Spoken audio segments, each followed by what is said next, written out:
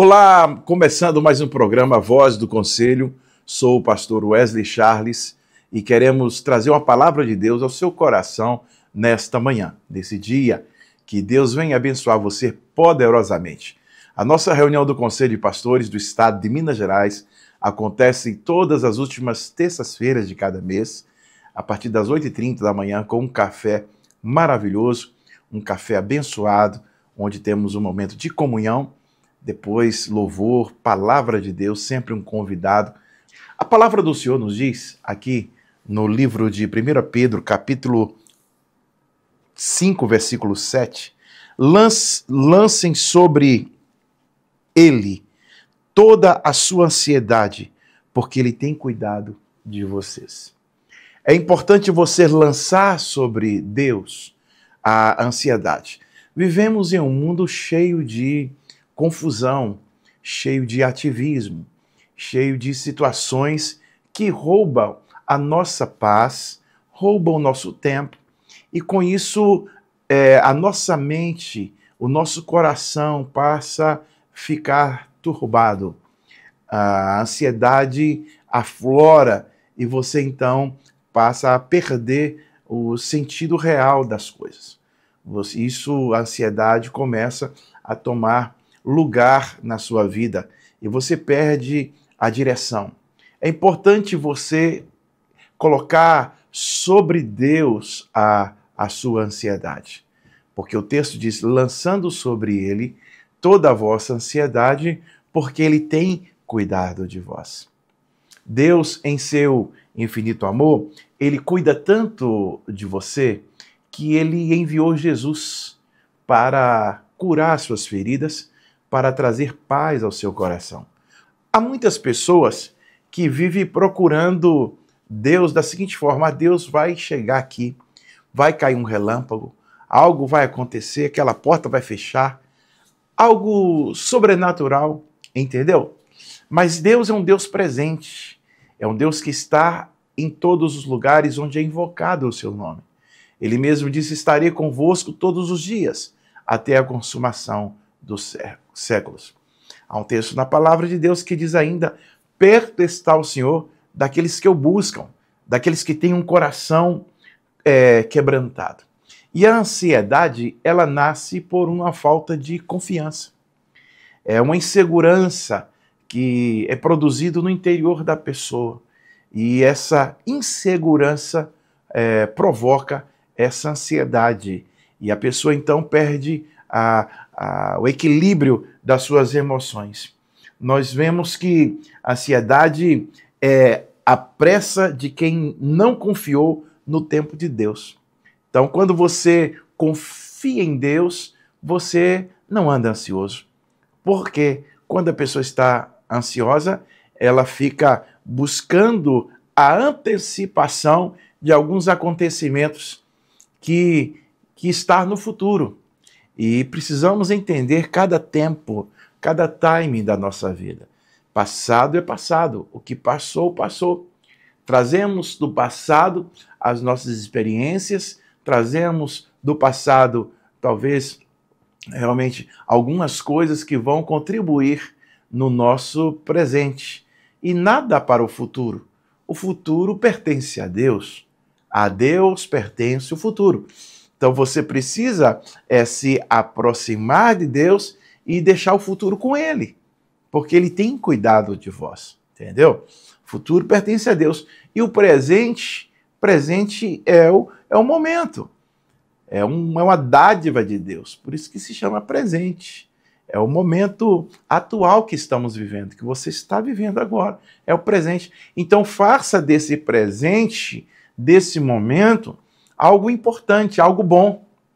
Traga Deus para a sua família, traga Deus para a sua empresa, traga Deus para o seu relacionamento, o seu dia a dia, para o seu trabalho. Você vai ver que muitas coisas irão mudar. Muitas coisas vão acontecer na sua vida para melhor. Você vai produzir melhor, você vai sorrir mais, você vai ter harmonia, você terá menos taquicardia, você será uma bênção para outras pessoas. Porque as outras pessoas, aqueles que estão ao seu lado, eles perceberão que algo diferente aconteceu. Você colocou Deus na sua vida, você colocou Jesus na sua vida. Por isso o texto diz, lançando sobre ele toda a vossa ansiedade, porque ele tem cuidado de vós. Deus cuida de você. Deus, ele te acolhe nos seus braços. Ele faz de você uma pessoa protegida, se você quiser. Ok? Se você quiser. Para isso, você precisa entrar na dependência de Deus. Então, dependa de Deus, confie em Deus, abra o seu coração. Como diz a palavra no Salmo 125, os que confiam no Senhor serão como os montes de Sião, que não se abalam, mas permanecem firme para sempre. Então pode vir a tempestade, pode vir a adversidade, pode vir o problema, as lutas, as guerras, mas você será uma pessoa inabalável, uma pessoa firmada, abalizada naquele que é soberano e tem todo o poder para prover todas as coisas. Se é a ausência de algo, você vai pedir a Deus, Deus vai prover. Se precisa de saúde, o Jeová Rafá, o Deus que sara, ele vem ao seu encontro e muda a sua história. Ele pode curar, assim como curou aquela mulher encurvada em uma sinagoga, em um Shabat, em um sábado. Jesus curou aquela mulher. Assim como ele curou a sogra de Pedro de uma enfermidade, assim como ele também curou aquele homem que há 38 anos estava ao lado do tanque e havia uma crença e que certa feita o anjo descia, movia as águas e a primeira pessoa que descesse ali naquele tanque era curado da sua enfermidade. E aquele homem há 38 anos estava ali esperando alguém que o colocasse ali no tanque. E Jesus chega perto dele e Jesus olha para ele e ele diz para aquele homem, o que queres que eu te faça? Olha que coisa linda. Jesus cura aquele homem. Ele, então, tira daquele peso dos seus ombros, dos seus pés. Não podia caminhar, não podia andar. Assim, Jesus quer mudar a sua vida, quer entrar na sua vida agora. Ele quer fazer algo novo. Por quê? Porque Ele te ama. O Senhor te ama e Ele tem um propósito na sua vida. Nos diz a Bíblia, porque Deus amou o mundo de tal maneira que deu seu Filho unigênito para que todo aquele que nele crer não pereça, mas tenha a vida eterna. Abra o seu coração, deixa Jesus entrar, remover toda a ansiedade. Por quê? Porque quando você lança fora, isso é uma atitude. Isso não parte de Deus, não parte dos seus filhos, não parte dos seus funcionários. Isso parte de você. Por isso que o Senhor está dizendo, lançando sobre ele toda a vossa ansiedade. É você que toma a atitude de fé. É você que, nesse momento, você então decide entregar para Deus. Ok? E a fé é uma palavra tão pequenininha, com 2 letras apenas, mas provoca o mundo espiritual. Traz uma realidade para o presente daquilo que não existe. Porque fé é a certeza e a convicção. E você pode trazer essa realidade espiritual quando você exercita a sua fé, quando você toma posse da vitória, quando você faz desse momento agora que você está vivendo, Deus se importa com você e Ele quer te levantar nesse momento.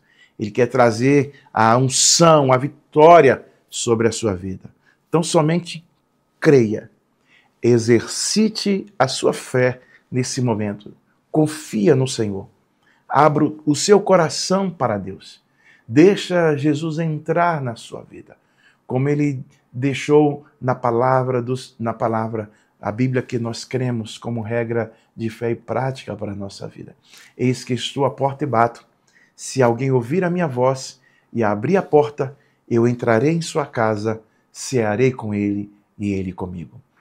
Jesus quer entrar na sua vida. Ele quer entrar no seu coração. Então somente você precisa de uma atitude. Venha Deus, venha Jesus, venha para a minha vida, venha para o meu coração, transforma, faça tudo o que precisa fazer. Essa palavra vai ao teu seu coração nesse momento, está chegando aí e você é abençoada pelo poder de Deus. Eu quero orar por você neste momento.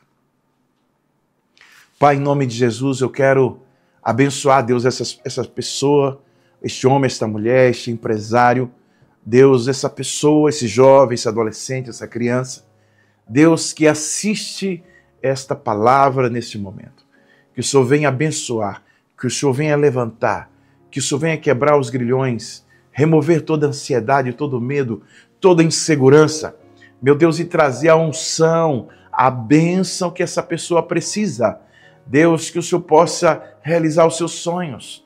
Deus, que o Senhor possa nesse momento repreender todas as enfermidades e trazer, Deus, a unção, a alegria, a bênção do Senhor. Ó Deus, em nome de Jesus, eu creio, Deus, nesta palavra, eu creio nesta oração. Em nome do Pai, do Filho e do Espírito Santo de Deus. Deus abençoe você. Estamos felizes com a sua audiência. Fique agora com a outra parte do programa com a pastora Daniela. Deus abençoe você.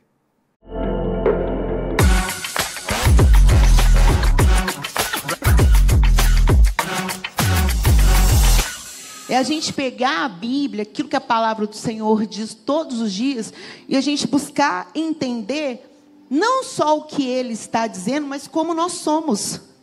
Porque aí sim, nós vamos fluir naquilo que o Senhor, Ele escreveu para mim e para você. Cada um com seu temperamento, cada um com a sua história, com a sua identidade, mas firmada, definida pelo Senhor Jesus. E aí diz assim, em 1 Reis 19, versículo 1. E Acabe contou a Jezabel tudo o que Elias havia feito. E ao mesmo tempo, como ele havia matado todos os profetas com a espada.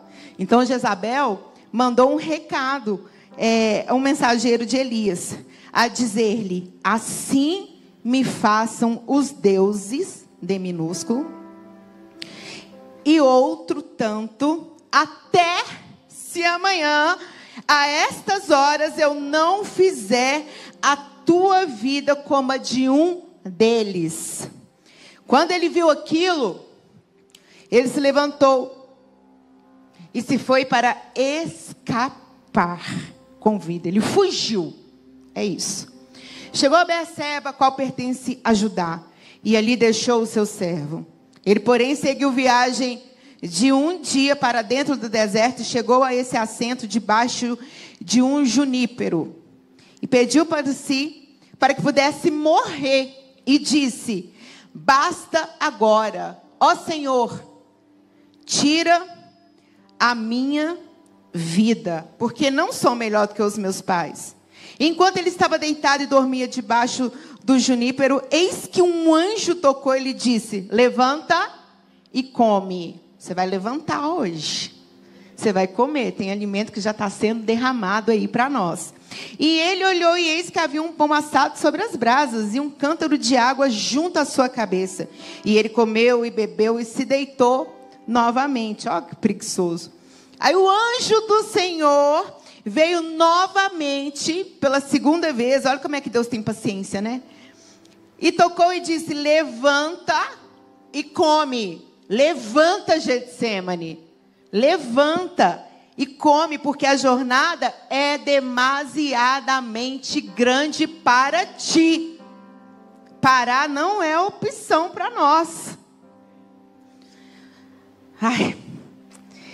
E aí ele se levantou, comeu e bebeu e se foi na força daquela comida por 40 dias e 40 noites até Horebe, o monte de Deus. Aí continua, olha o coração dele como é que estava.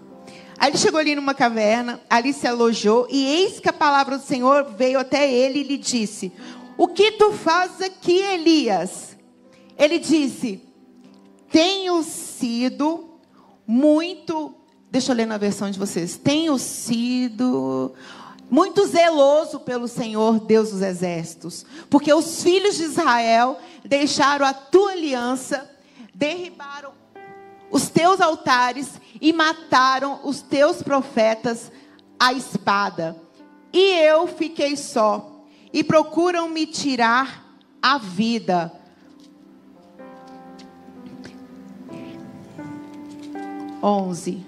Agora eu vou na minha versão. E ele disse: sai-se e põe-se de pé sobre o monte do Senhor, disse Deus. E eis que o Senhor passou por ele, e um vento grande e forte rasgou os montes e fez em pedaços as rochas diante do Senhor. Mas o Senhor, ele não estava no meio do vento. Guarda isso. E aí um terremoto, mas o Senhor também não estava no terremoto. E depois do terremoto veio um fogo, porém o Senhor não estava no fogo. E depois do fogo, uma voz calma e baixa. E assim foi quando Elias ouviu isso. E ele envolveu na face do seu manto e saiu. E se pôs de pé à entrada da caverna. E eis que lhe veio uma voz e disse: o que tu fazes aqui, Elias? E ele disse: tenho sido muito zeloso pelo Senhor, porque os filhos de Israel têm abandonado o teu pacto, lançado abaixo os teus altares e matado os seus profetas com a espada. E eu somente restei. E eles buscam a minha vida para me tirarem. E o Senhor disse: vai, retorna ao teu caminho para o deserto de Damasco. E quando vieres, unge Azael para ser rei sobre a Síria. Feche seus olhos um minuto. Pai, obrigada. Porque o Senhor, nessa noite, está derramando restauração. O Senhor está renovando as nossas forças. O Senhor está nos dando um novo direcionamento nesse mês. Faltam quase 2 meses para a virada do ano. E aquilo que não aconteceu nesses 10 meses, o Senhor muda em 1 segundo. Basta uma palavra. Mas nós também precisamos deixar. Nós também precisamos ter o nosso coração, ó Deus, preparado para receber, para aceitar mudanças, para tirar, ó Deus, o nosso coração de pedra e ser substituído por um coração de carne, ó Deus, para que o nosso orgulho seja abatido, que nós estejamos totalmente submissos ao teu poder, ao teu ensinamento, aquilo que o Senhor quer fazer conosco. Então prepara o nosso coração, prepara, Deus, a nossa mente para entender as tuas palavras. Toda confusão seja desfeito, toda distração, todos os problemas que fiquem fora daqui, que estejamos concentrados no profético do Senhor e naquilo que o Senhor diz à tua igreja, em nome de Jesus, amém. No capítulo 19, a gente leu sobre o desânimo, o medo do profeta Elias. Ele recuou, ele ouviu uma palavra e ele teve medo dessa palavra. Jezabel disse que até o findar do outro dia ele seria morto.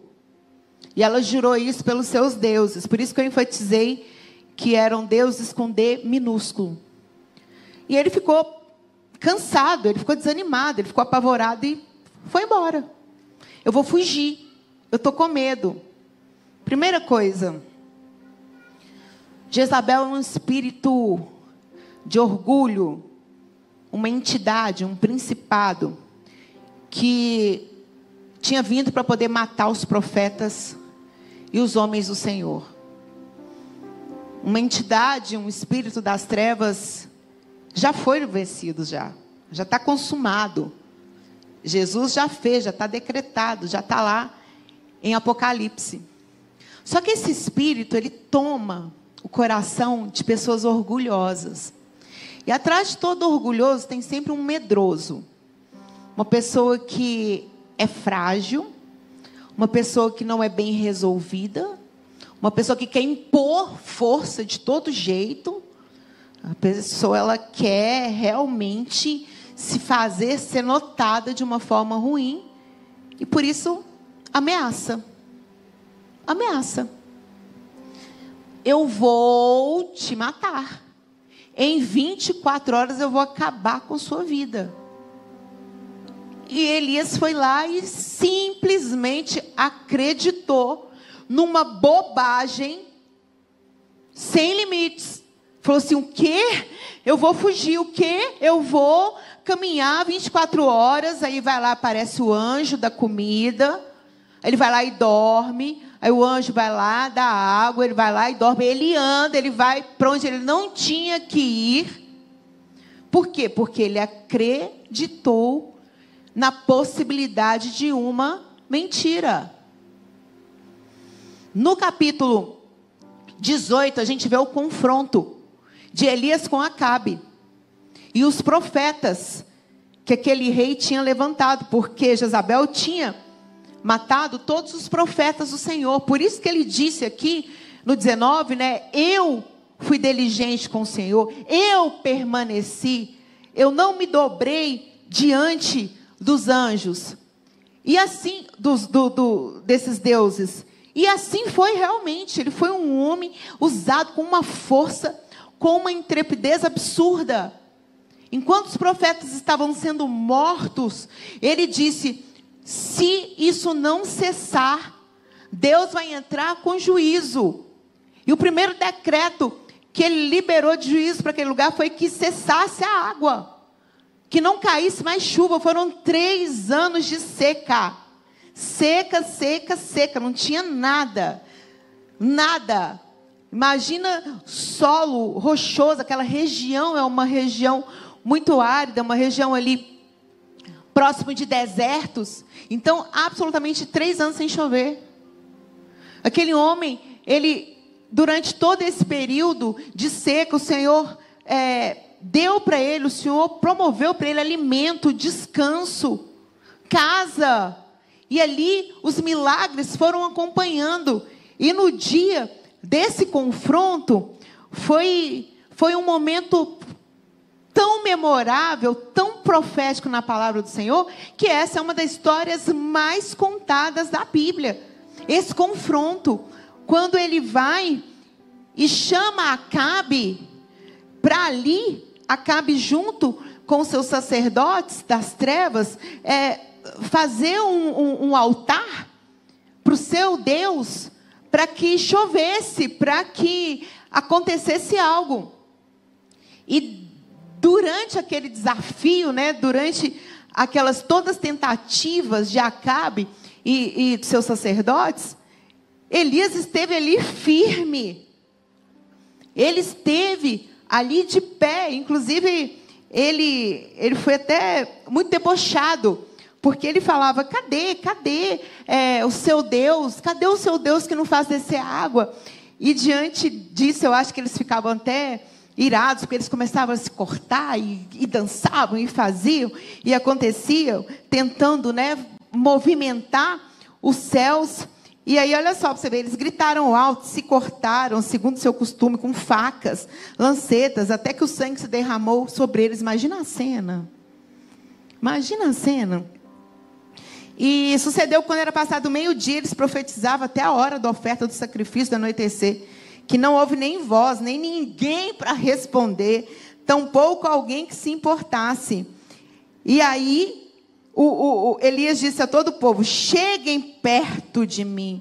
E todo o povo chegou perto dele. E ele consertou o altar do Senhor que estava quebrado. Olha só, foi um confronto de horas e com muitas pessoas. E ele ali firme, ele sabia qual que era o objetivo, para o que ele tinha sido chamado, ele tinha um direcionamento. Então ele pega 12 pedras, segundo as 12 tribos de Israel, e ali ele levanta o altar.